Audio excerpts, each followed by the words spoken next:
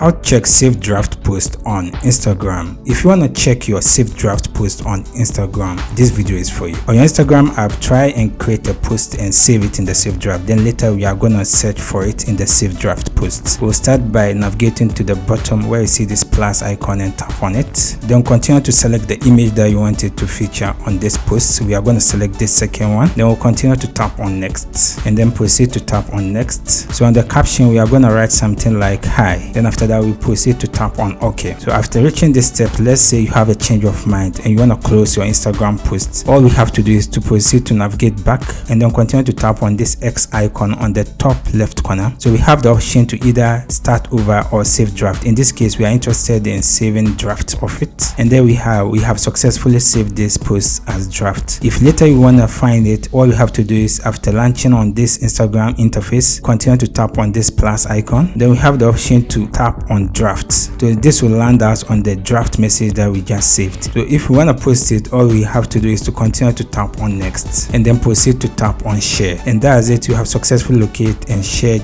your draft post on Instagram. If you have any question, you can leave it in the comment section. I'll do my best to attend to you. If you enjoyed this video, consider to subscribe and give this video a like.